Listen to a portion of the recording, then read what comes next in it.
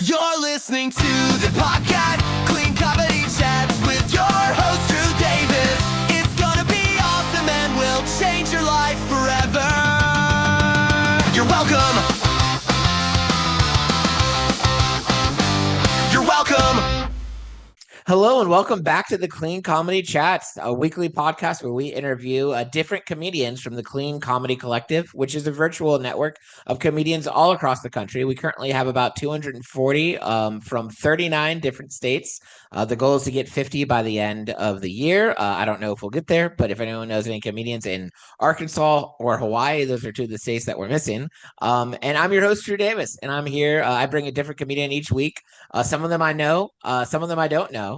Some of them I know a little bit, and it's just really fun to talk to them and talk about comedy and talk about their life.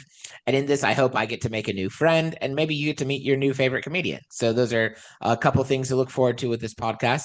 Another thing I just want to remind everyone about is we do have a Patreon.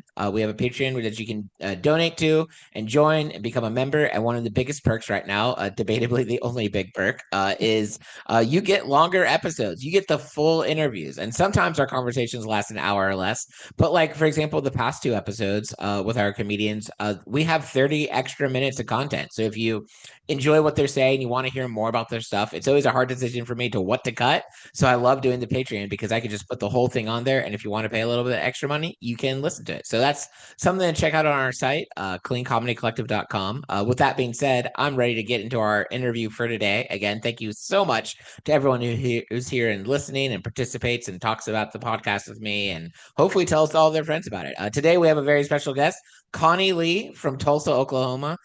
Conni, how's it going? I'm good. I'm good. I originally am from Tulsa, but I currently live in Norman, which is in the Oklahoma City area. So, That's right. I knew that. I knew that because I remember seeing that on your stuff and being like, I've never heard of Norman, but that so it's kind of near Oklahoma City then. So yeah, it's where the University of Oklahoma is. So, yeah. okay, very cool. What are aside from the university? Have you lived in Norman for a while? Or are you I a have, yeah. We moved here in 1993 due to a job transfer that I have, and so I just have kind of settled in, and yeah?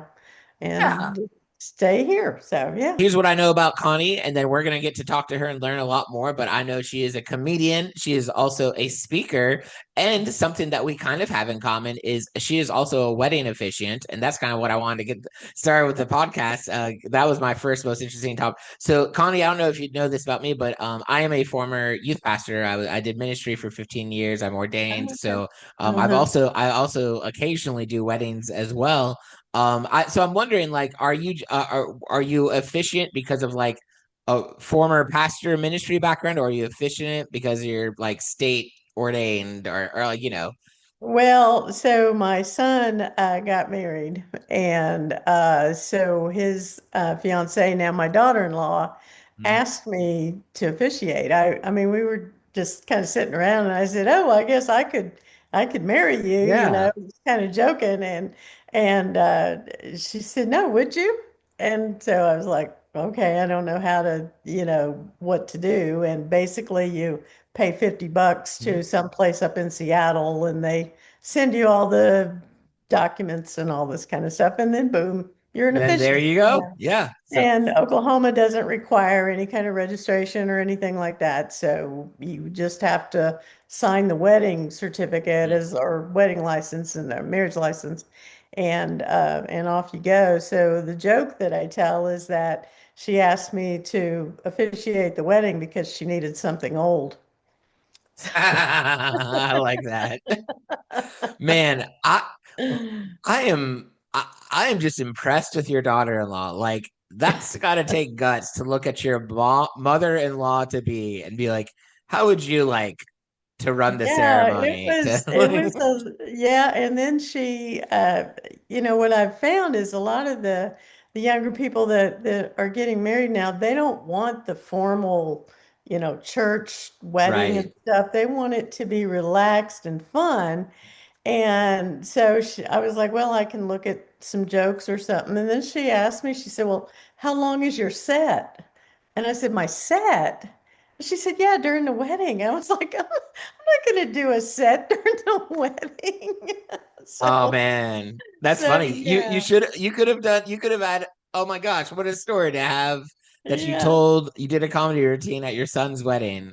Like a Yeah, roast I of your was like, son. and it was a real small wedding, Mhm. they've been together a long time and they have an 11-year-old son and Mhm. so it was fun to incorporate him into the ceremony and but yeah, it Very was fun. my son I was wedding and I was like, I can't joke about that. I was, a little verklempt, during Yeah. parts of the ceremony, so So you're also a comedian, which is how we met you through the Clean Comedy Collective, and you're part of our uh-huh, network. I'm uh-huh. interested. How long have you done comedy, Connie? So in 2019, I began improv Okay. lessons and took 5 levels of improv and stuff, and then became part of a troupe, and we still perform Very all cool. these years later and stuff. The group makeup has changed, but we're still out there, and I just love to hear people laugh. So the theater that I took improv lessons at, they had a stand-up comedy class. And so I went to that and that got me into my first open mic, with very little direction. It Mhm. was like, I want you to go to an open mic after our first class. I want you to, before our Absolutely. next class, go to an open mic. And I said, I had to ask, well, what can we expect at an open mic? I've never been to one, so I don't know. And so he told us about signing up and, all of the things. And so I went and it was the most it was so much fun. The experience, the community was so welcoming. And while I was up there, and I didn't have any jokes, so I just thought of a funny story and told it. And of course, looking back, it was a disaster, but it's okay. It was our first time, right? And so the response, everybody was clapping and cheering, and I had people come up afterwards and give me some tips, which I was like, "Hey, I just started this thing," Right. um, but it was just so But nice to in see it. hindsight, I imagine you can understand now that like comedians don't come up and give you tips after the show unless they think that you're someone worth giving tips to.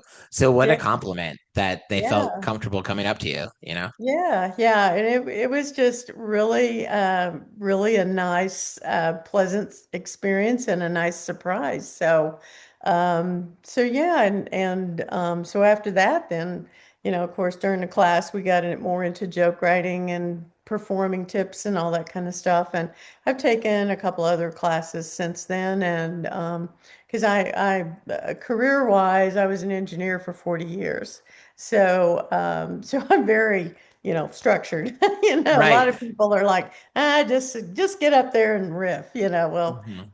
brain won't let me do that, uh, but uh, but yeah, and also as an engineer and working a woman in a mostly male field, I had to really lighten up the mood a lot from working, and so humor became my, I don't want to say crutch, but it was my go-to for when things got really serious, and the men would just get so worked up over, and I was like, it's just work, we got to laugh and we got to release, and then we can get back to it, For sure. and Yeah. so I got to where I would just crack up jokes all the time, and they got used to me, no one got mad because and all the presentations that I had to give to different folks, really prepped me for being on the stage and being kind of loose and being able to present. So, yeah, so stand Yeah. up was kind of a natural, became kind of a natural thing for me. So, That's wonderful. So yeah. now you work clean because you're part of the Clean Comedy Collective. Do you only work clean or do Um, you work you all I don't know what the I don't love saying do you work unclean? That's not the phrase to Yeah, use. But and clean has got such I mean, it's got this wide band of Mhm. what is clean, and I don't think a lot of the public even understands what clean is, Mhm. and so I think it's dependent on us to kind of define that for them. Um, Absolutely. I have, I do, my favorite thing to do is innuendos. So, Mhm. whether those are clean or not, usually if I'm doing something that someone's requested a clean show, I won't go there. Mhm. I'll leave those jokes aside. If I'm in a comedy club, then I bring them out. I don't use Absolutely. language. I don't do that. Uh, I don't do it in improv. Now if you see me out in the yard, all bets are off, around the house, but Yeah. because I was an engineer, so I learned, Are I picked up a engineers few. known for having like potty mouths? Is Oh that a my thing? gosh. Yeah, Huh. several. It's just a I didn't. frustration That's something thing. I learned today. Yeah. I can. Well, I mean, it's office talk, and I think Yeah. that's true of any office, not just Mhm. engineering, but Yes. yeah, certainly you get into that a little bit. Never, if it's used in anger, that gets a visit to HR, Yep. So, Absolutely. but it's usually just some frustration, blowing off steam, or just a well Mhm. placed, word again to try to change the temperature of the room. Yeah. You know, Sometimes it's just those words. It can express our passionate emotion about the circumstance that we're in, and at right? work sometimes it helps. But Yeah, yeah, yeah, You are so right though. It's hard to define clean, and I find so if you're ever booked on a clean show, the best thing to do is always ask the producer. Like hmm, when you say clean, what do you mean? I find as yeah, a producer, it's always in my best interest to when I right from the beginning let my comedians know when I say clean, this is what I mean. And I find yeah, also if you're producing a show, checking in with the venue. So like we have like kind of qualificate like what we say for clean comedy collective shows. This is what we mean for clean. But whenever I have a new venue, I'm always asking like, hey, here are the three rules we give comedians. Do you have anything else you'd like us to add? Because yeah, some of them are like extra clean and they're like, oh, add this as well. And it's like, okay. yeah, But other shows we don't have to worry about that as much. So yeah. I've just the I've I've also run into, where people want, the dirty stuff. And I'm mhm. like, well, I don't really have, you know, I, what I don't, we're very edgy Mhm. PG-13 type stuff, but yeah, I always think that's kind of an odd request. It's one Right. person for a group of 100 or whatever, that they're making this commitment for. So, Do you ever feel bothered if you like are in a room where like they want the really dirty stuff and you're like that's not my material? Do you feel like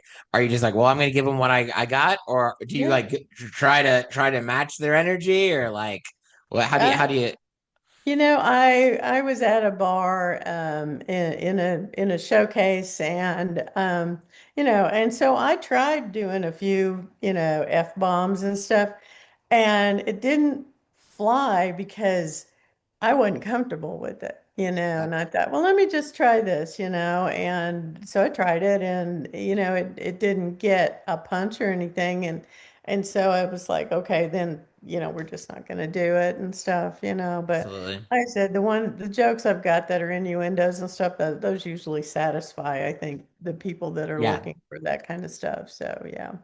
I agree and it's taken me a while to be okay with that like the people that want like the dirtiest crassest material probably Mhm. won't love my stuff Yeah. and even the other end is very true for my stuff the people that Hmm. like want the cleanest of the clean like Hmm. just squeakiest most conservative Christian clean church show kind of stuff they'll Hmm. probably leave my stuff being like ooh he was a little edgy which some of my comedian friends will laugh at the idea of me being edgy but I've learned and I used to really feel like I was inadequate because I couldn't reach those audiences as well as I'd want to. But like I really feel like it helps me to equate comedy kind of like music, like we different genres, different styles. We have bands that are in the same genre that we prefer, that we don't. And like Hmm. as you develop as a comedian, your act develops as well. And it really does find its own identity.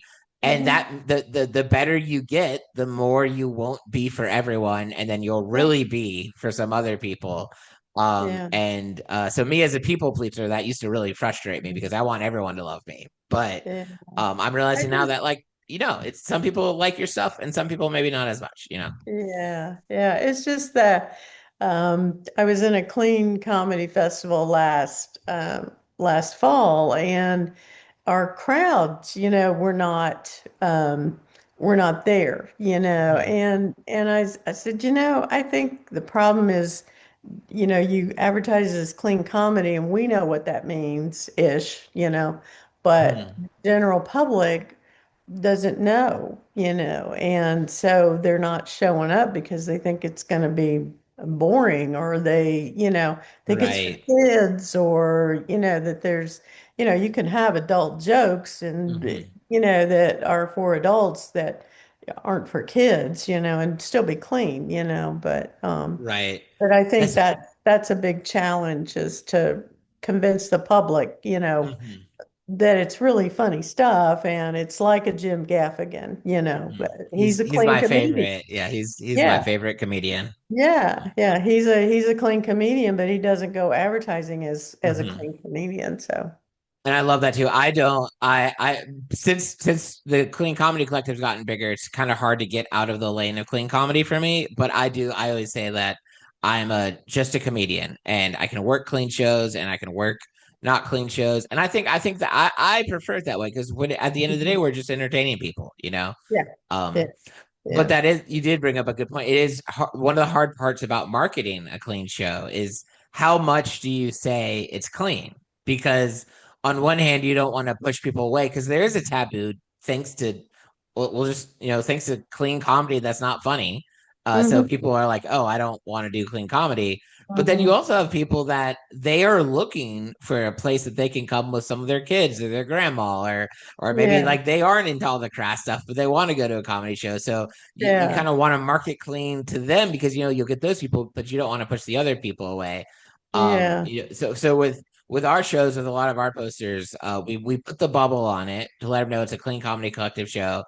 But we don't really heavily, unless it's specifically asked for us, we don't really heavily say like, oh, this is a clean family friendly show. Bring, like Yeah. and because then I feel like a lot of it's once the show starts, it's up to the comedians to help set the tone. The host, Yeah. to be funny and clean and to make you feel comfortable coming to a clean show and kind of stuff. So, Hmm. Hmm. um, Yeah. so Yeah. It's tough. I've been asked to do a family friendly, event with kids, and I just turn those down. I just, because I don't do, mhm. poop jokes. I don't do, what did the green dragon say to the blue dragon? I mean, in my mind, that's what kind of jokes you do for kids. And I know that the Improv Theater in Oklahoma City, they have a squeaky clean show for kids, and that's the kind of thing they do. They make fun of Mhm. fairy tales and things like that. So I have that in my mind.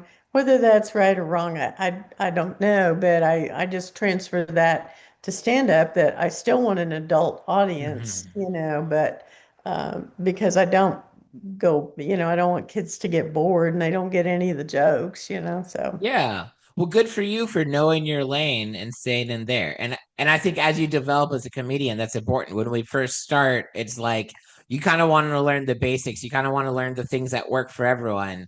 Hmm. But eventually, as you grow your act and as you grow your comedy career, you want to kind of start being more unique so that when people are like, I want to hire that person because of that thing, Yeah. and so it's important to kind of as you grow to figure out your lane or whatever.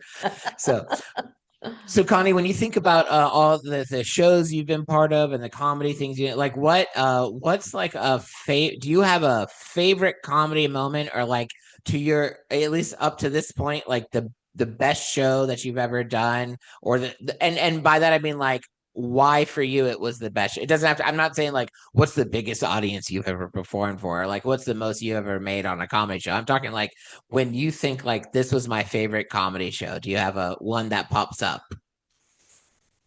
And then the follow up Um, question will be like, what makes it your favorite show? yeah. This was early on. It was a year and a half ago, I guess. I went to in San Antonio. There's a all women comedy festival, and that was the Yeah. first comedy festival I went to. And it was such a great experience. I came down there prepared to do two sets.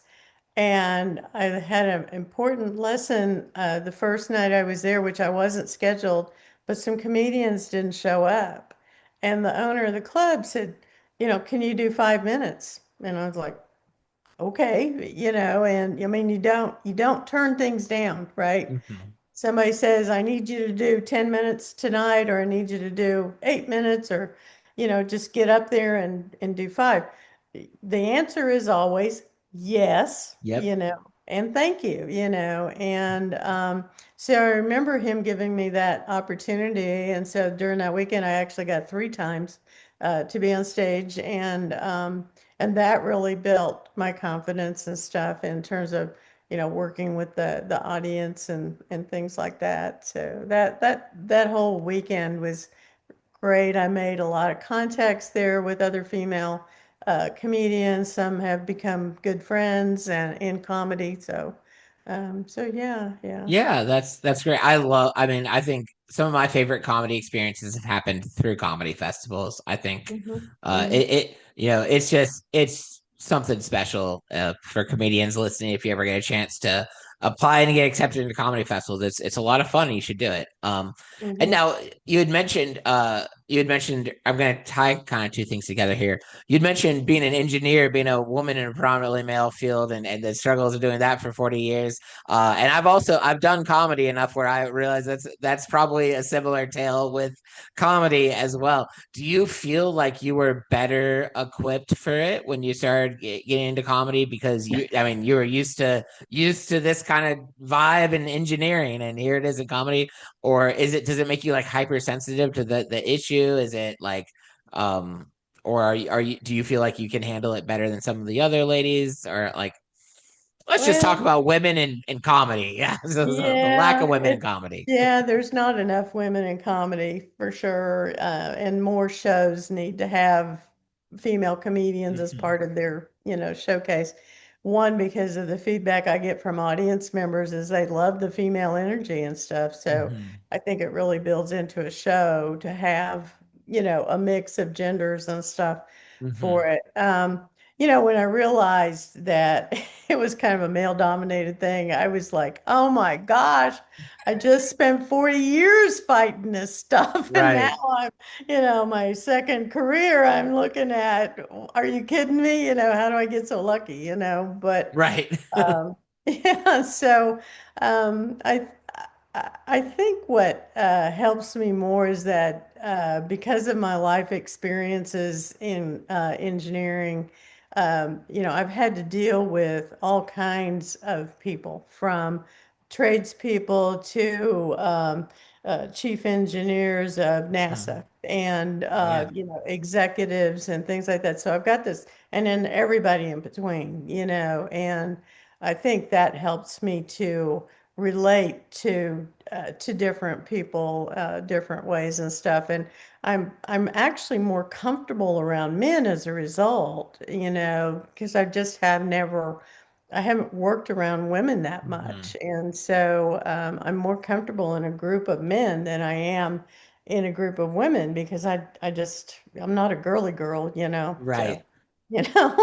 but That not that they all are, but yeah, it's just a comfort thing. So, and I think I get along with most of the guys. They've become friends of mine in the comedy sphere and stuff, and we're always ribbing with each other and yeah. congratulating each other on a good open mic or a good show, and stuff. So, I love it. And I love that your first experience in comedy was so good with the comedians, was so welcoming and encouraging. I've seen that now in comedy scenes, and but I've also seen and heard enough about how it could be the opposite. So that is a gift.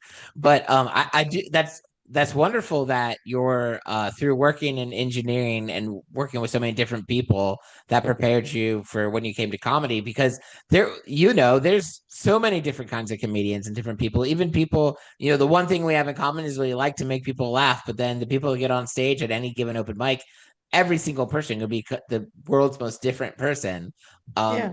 That was for me actually a benefit of getting into stand-up comedy, because Hmm. I really felt convicted that like my whole little bubble was like this, just older and younger versions of myself, and I really needed to get out there and meet different kinds of people and to kind of expand my horizon a little bit.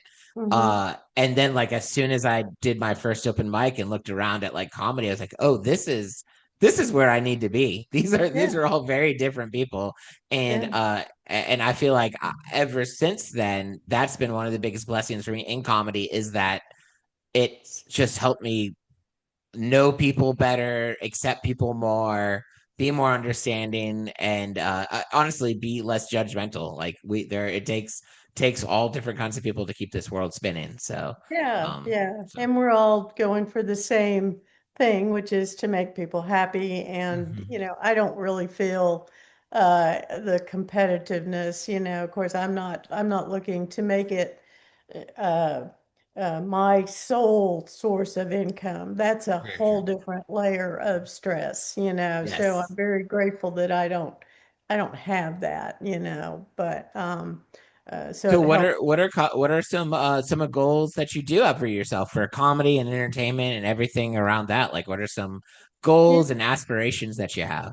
Yeah, I'm still in some ways trying to figure that out. I like the festivals and getting to meet people in this business of comedy and stuff. I would like to get into more corporate type gigs and stuff. So I'm trying to figure out how to do that.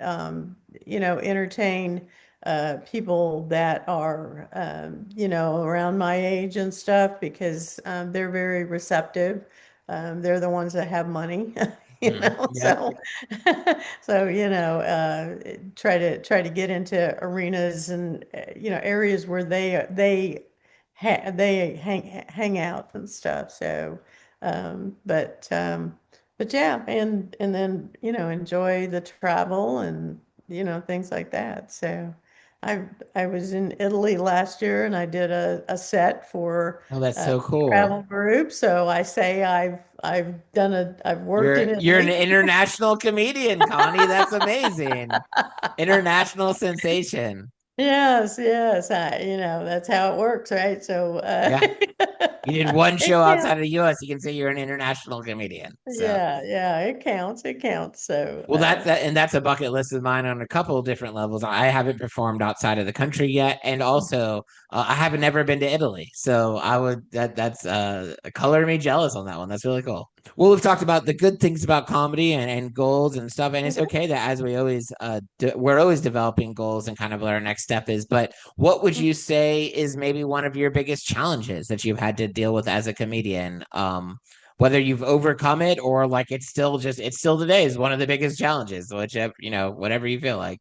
Yeah, I feel getting inspired. There's so much advice out there, to write every day and to, go to 10,000 open mics a week and, things like that. And so I'm trying to figure out, why, open mics are a testing ground for jokes. I think they're also very beneficial for people who don't have the advantage of having had a lot of stage time, Mhm. that's really the purpose of it. And then the ups and downs. I mean, I was like, man, why am I so down? And I don't want to do it anymore. And I don't think I'm good and all this stuff. At an open mic last month, I was talking to a table of people that were about my age after the open mic, and this guy gives me a $2 bill. And he said, "You were my favorite out of, 20 something comics, and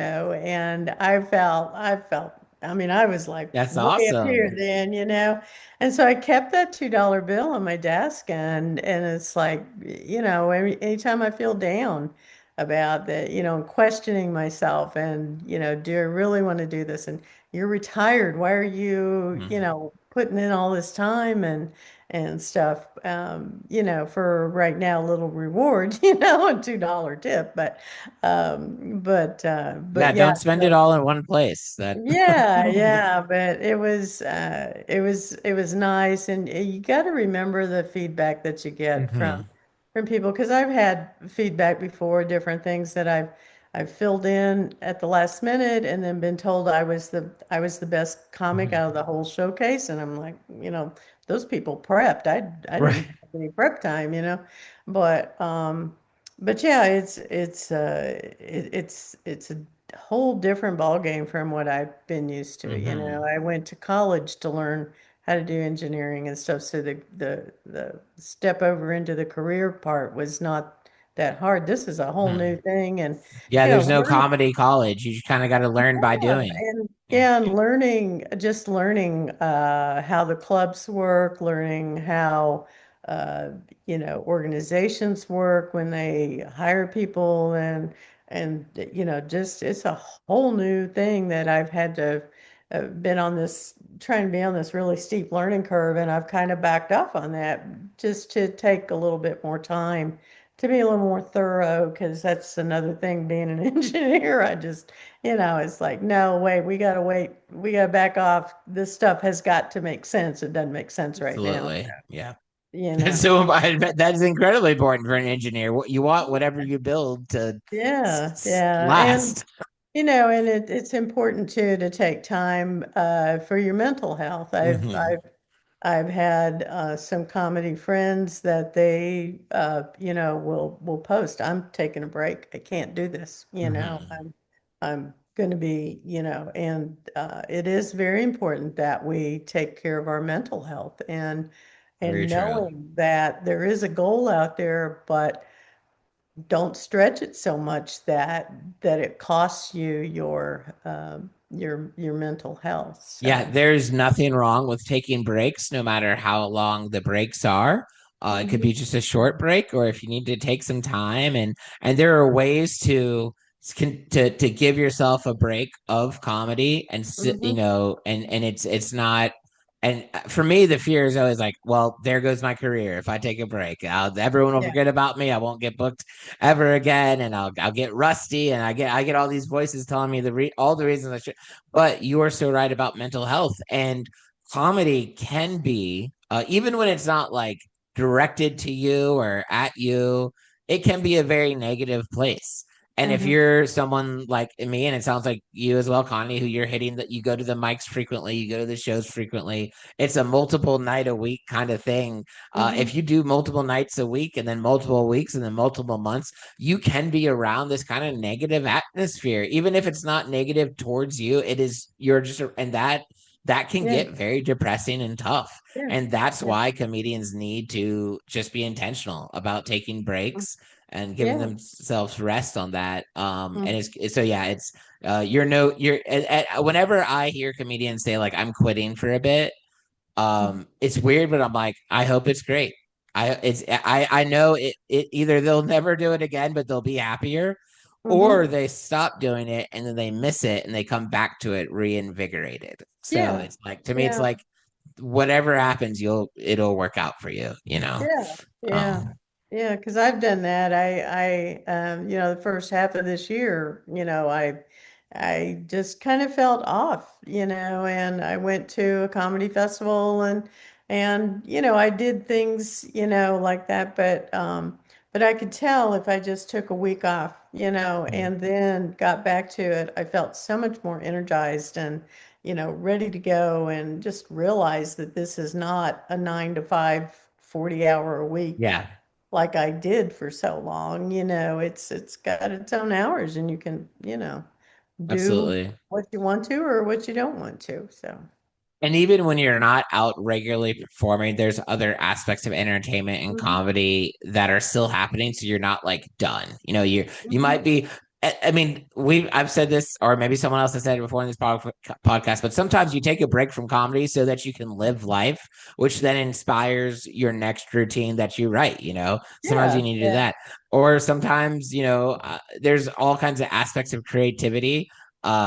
When I had to take about the time I took a bit of a break from comedy was when I was like, well, I want to start another podcast where I talk to comedians, and so Yeah. so I still was, in the realm of comedy, but not just out there myself. But anyways, Mm. I actually, next month in July, unintentionally, I was looking at my schedule last week, looking at what's coming up, and I saw that I didn't have a like traveling gig for any week in July. And Mm. me a year ago would have panicked. I would have been like, "Oh my gosh, I guess my career's over." Like Yeah, I guess yeah, I'm done. yeah. But and this does come with the luxury of having a day job where I have other sources of income. I'll be honest on that one. But I looked at that and I was like, you know what? Maybe unless something really big comes along, I just keep that month open with no gigs on Mhm. the weekend. And I'm Yeah, kind of looking forward to yeah. that.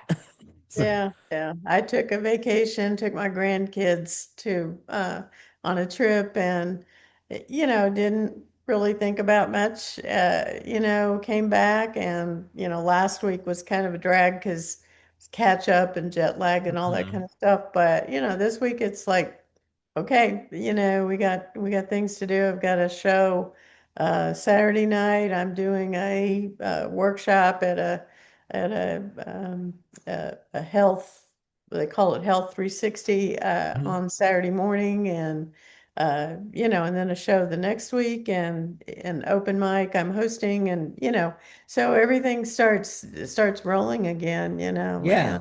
and it feels good. So Listen, comedy is always here. I tell my friends it's like the toxic ex-girlfriend that's always ready to take you back. Like she's yeah, there. So, yeah, yeah, yeah, yeah, so, yeah. so we talked about you as a comedian. We talked about you as an improver comedian. I guess that's also a comedian as well. We talked about you as a wedding officiant. One thing we didn't get to talk about much is also on your site it says you're a speaker as well. So I'm interested in like what do you talk about? Like what kind of speakings press Yeah. speeches? So That's the word I'm looking for. yeah, What do you speak yeah. about? I talk mental health. I lost my son to suicide, and he was Sorry. a vet, and so thank you. And I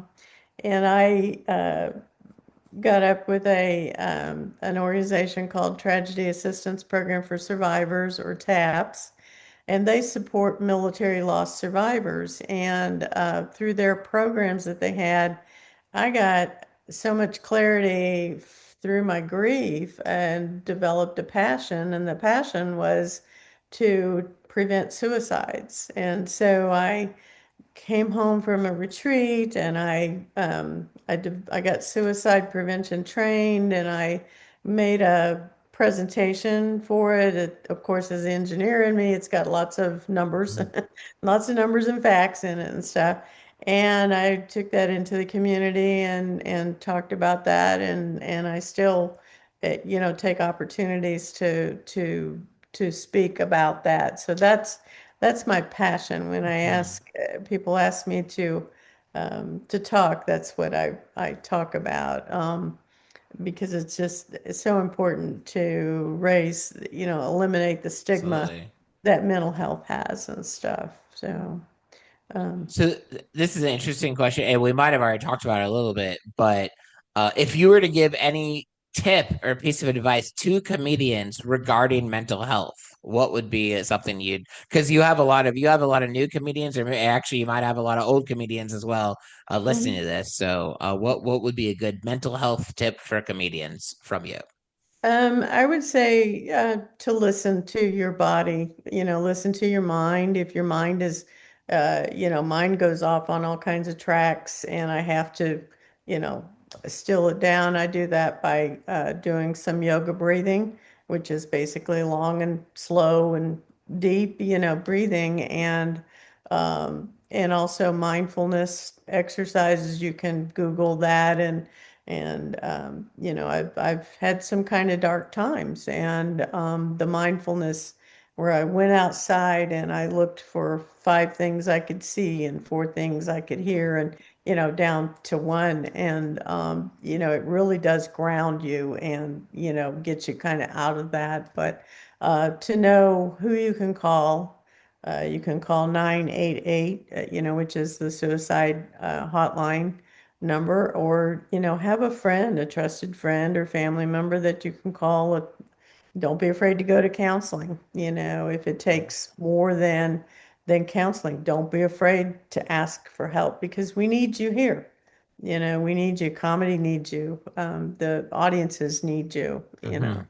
And so I would just say be as self-aware as you can. And if someone may say, hey, you seem a little off or something, listen to that, and Mhm. and really think about it, that maybe you do need a little bit of a back up and take care of yourself for a little bit. So Yeah, I appreciate that. Thanks for sharing that. That's mhm. great, solid advice. I appreciate you sharing that.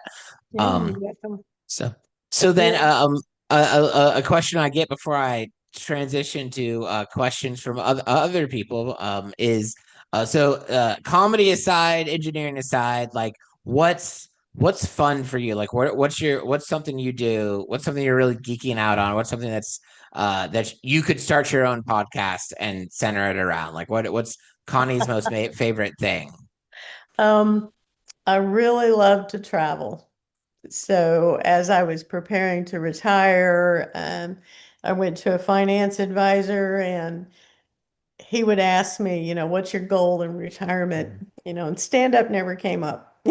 What can I say? And That's fair. I would say travel was always the Mhm. top thing. That's what I want to do. So I like comedy in that I get to travel. I can Mhm. travel for the stand-up festivals. If I get some bookings, hint, hint, I can travel for those. My duo partner and I are going to the Countdown Improv Festival in Fun. Tampa in August. That'll be our third time there. And then there's also things like the vacation to Italy. The vacation I had with my 2 grandsons, we went to Hawaii. And I enjoyed that, being able to tell them about, you know, different, the Hawaiian culture and where it came from, and the food is different from what we eat. And we got to see Kilauea erupting. Oh I mean, wow. it had, the lava coming. I mean, we were just like 100 yards from it. It was just spectacular. And being able to witness nature, Hmm. like that is angry nature, but Yeah. nature. But Yeah. I just like the experiences. I'm a foodie, so I love tasting the foods of different areas, United Mhm. States, or other countries and stuff. So Yeah, yeah. that's cool. I can relate to that. Traveling is my favorite part of comedy, like going to the different places, and then also, but whenever I travel, I feel like I'm just basically eating wherever I go. Like it's comedy in the evening, and where can I eat during the day? Those are my main concerns, and it's a lot of Yeah. fun. So, Like my um, cousin, I had a cousin that was my best friend, and she and I would travel, and we couldn't tell you really what we saw, but we could tell you what we ate. oh, for You sure, know, yeah. That every and it, meal was like, oh yeah, that's where we went to Boston. Oh yeah, that was the best seafood we had, and yeah. all this stuff. So yeah, yeah. I find now that whenever people mention random places that I've performed at, my first random thing that I tell them is like, oh, they have a really good burger place there or something like that. Um, and That's it's just important, yeah, I think it's the most important thing. I think that's me being a good friend to these people. So Yeah, yeah, yeah, for sure. all right, Connie, we are going to enter into our Ask a Comedian section. I told you about this before the podcast, but for anyone listening, um, you can at any point, um, excuse me, you can at any point share a question with us at the podcast. So you can actually, whatever you're listening on, if it's on YouTube, you can comment below. If it's on anything like any of the podcast platforms, there's an option in the episode notes where you can also find a link to Connie's website and a link to our Patreon and anything else, the Clean Comedy Collective website. There's also a section where you can send us a question on any of my social media at Drew Davis Comedy, or just however you want to reach me in whatever way. You can always add questions that we ask a comedian. This is called our Ask a Comedian section. So they can be comedy related or they can just be random related. And then in every episode, and we do a new one every Saturday, I ask the comedian 3 of your questions and they help me pick it by telling me the number. And I have a little list here. So Connie, I have numbers 1 through 37. So you give me 3 numbers and I'll give you 3 questions. Okay, 5, All right. 25, and 37. All right. 5, 25,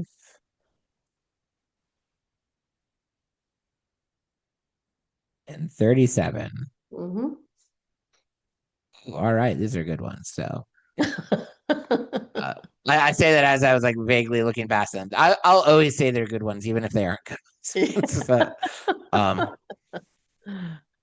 okay, so number 5 is from a friend, Lisa Rogers.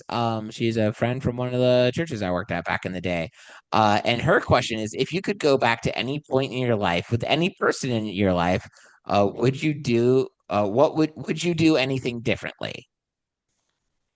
The question took a Uh, twist, right? I was thinking I was going to see something else. So yeah, so if you could go back in time with anyone, who would you do something different?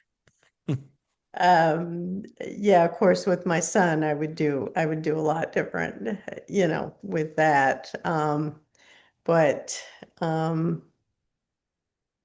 beyond that, yeah, there was a time when I was a single parent and my kids were very young, so I put them into Cub Scouts, and uh, as a single parent and stuff, they were in different levels because they were 2 years apart and stuff, uh, but the youngest one, the group that have become my good friends for all these years, um, when it came time for them to get out of what they called tiger cubs, which was just a first Hmm. level thing, to go into a real den, they needed one leader.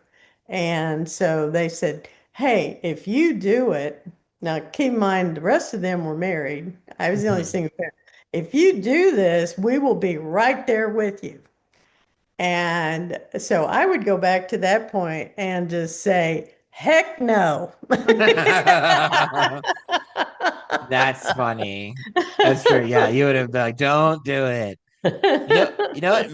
My mother was the den mother and ran the Cub Scout troop that I was in for years. And I was a Yeah. Tiger Scout and Uh-huh. Wolf and all the other ones. And Uh-huh. something tells me she would make the same decision if if Yeah. she was I able mean, to. it was fun. There was one meeting that which they were at my house, and so the we were cooking. I think we were making cookies or something with the boys, and then I realized that I was the only adult in the kitchen, and I go and look in the living room, and there they all are, just sitting on the couches, just having Yeah, a good time, you and I'm were like, you're providing a great community for all of them. So I provided a great babysitter service, Like, that's so, funny. yeah, yeah. Okay, this next question. I feel like you accidentally picked all serious questions, by the way. So, Oh, but they're still good questions. This next one comes on Facebook from Brian Swinford, and his question is, "What was missing from your life that being on stage fulfills?" oh. Damn, yeah, I know. Sorry, that's a good one. Uh, That's a good question, though. yeah, it probably the social aspect, Mm, because working, and then not working, and then COVID hit and things. So it gives me an outlet to be around, folks that we're in a common, we got a hmm. common goal, so to speak, in a Absolutely. broad sense, and so it's for me, it's a social aspect. There of is it. definitely, yeah, definitely, especially when you travel, when you go to the festivals, even when you do open Yeah. mics for a while with the same people, it's like you can be completely different people, but we have this one really important thing in common. And so Yeah. yeah, kind of Yeah. connects Yeah. us. Yeah. Uh Yeah.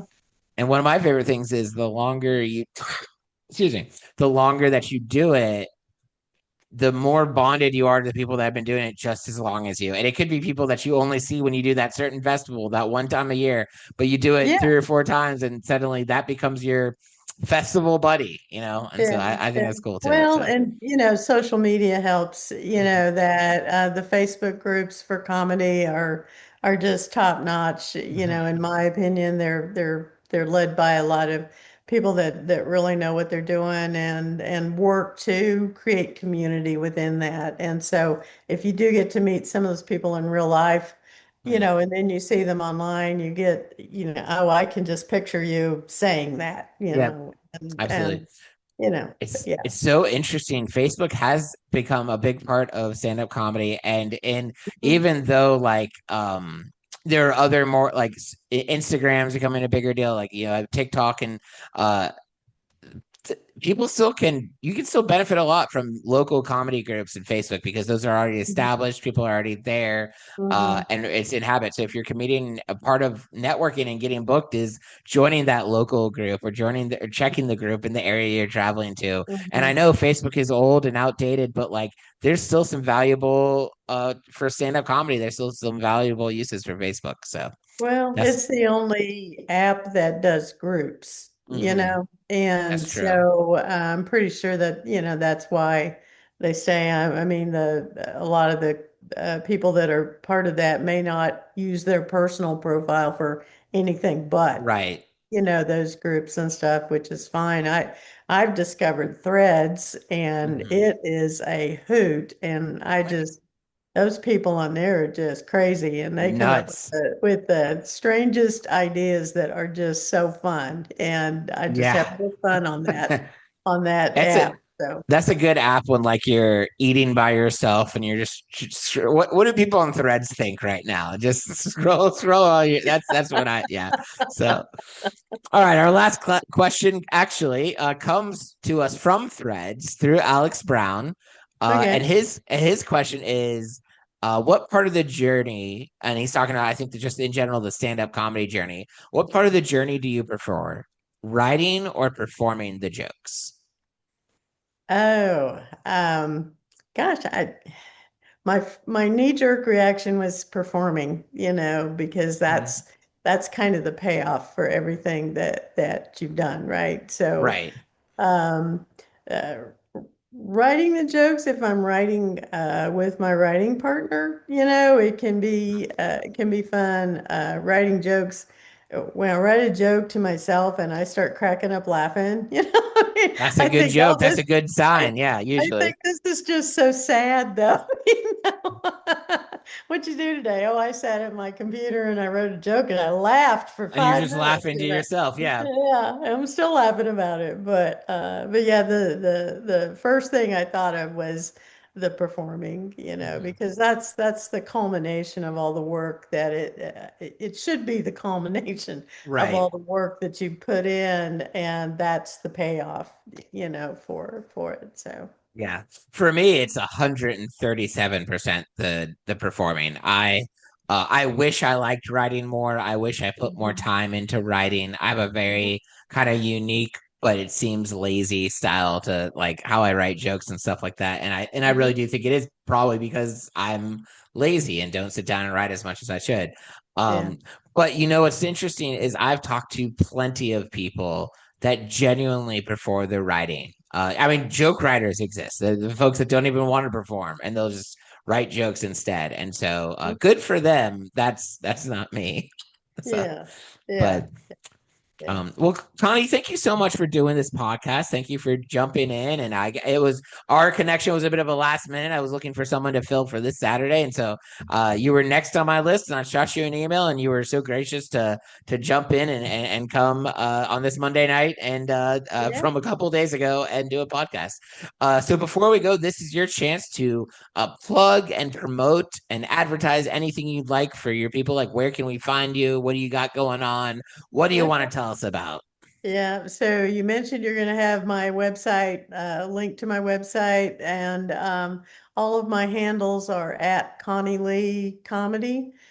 Connie is spelled without an E, so there's two E's in Lee, so figured that one out, I guess. But yeah, so I'm on Instagram.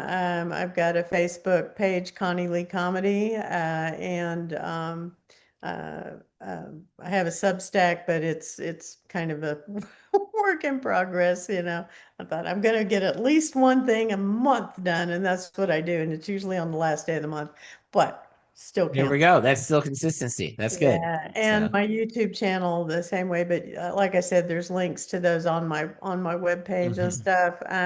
Uh, Things I've got coming up on Saturday, I mentioned that there's a stand-up show if anyone is in Marlow, Oklahoma, which is a little bit south and west of Norman and Oklahoma City area.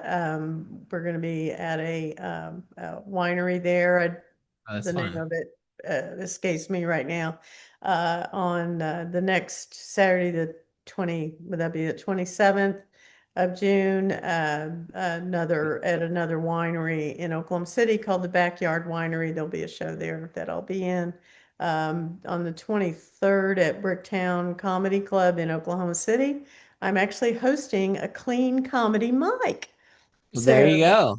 yeah, they started doing a clean comedy mic once a month, and so I'm very grateful that they've picked me to do the hosting for that. So That I'm is so real cool. excited about that. Yeah, and then July 3rd in Tulsa, at Tulsa Bricktown Comedy, they're having a Okie Jokey contest, and so I'm part of the 7 o'clock show there. So if you're in Tulsa, come and scream and yell for me to win the Okie Jokey thing. So yeah. Yeah, that's a lot going on. That's a lot of really cool stuff. So The end of the month really kind of started piling on. That's what happens when you're gone, right? So right.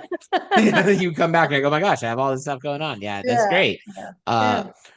Well, and also just shameless promotion for the Clean Comedy Collective, y'all. If you're listening to this and you're like, wow, this is so much fun. I want to hear more comedians. Well, this is actually our 20th episode, which is kind of always like a podcast milestone. You made it 20 episodes. So we have 19 previous interviews that you can check out if you want.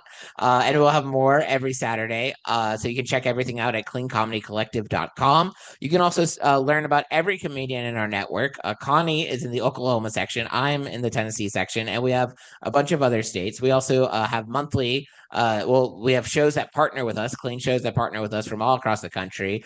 Side note, Connie, if that open mic, if they want to partner with the Clean Comedy Collective, we are always looking to just expand and connect and promote clean comedy related whatevers. And there's a section on our show that does that. And there's also a donate section of our website where if you're like, man, this is so awesome. I just want to give them all my money. We'll take it. We'll take all or we'll take some. You could be a patron for like $5 a month, and then that gets you access to the longer uncut Snyder cut versions of our episodes, and it helps us fund the things that we do. We spend myself and my friends and a lot of the comedians. We spend a lot of time on the Clean Comedy Collective, so it would be nice to I don't know one day make money from it. We're not there yet, but maybe one day, maybe your $5 can go to that. So, that being said, I think that's it, Connie. This is a great episode. I hope people reach out to you for comedy, for you to come speak for them, and for you to marry them. I hope you can just get all kinds of people being like, Oh, marry I, us, I Connie. misunderstood that I would marry some of the people that you were talking No, to, but I meant but like officiate, but you me, know what? Mary, but Mm, I was like, no, that's No, not what no, yep. I. Connie is available for all of your marriages to officiate the Your marriages. marriages. Not mine. Yes, that's right. Well, thank you so much. And Connie, thank you. And everyone Thank else, thank you. you. And we'll see you next week. Have a good one. Thank Bye. you. You're welcome.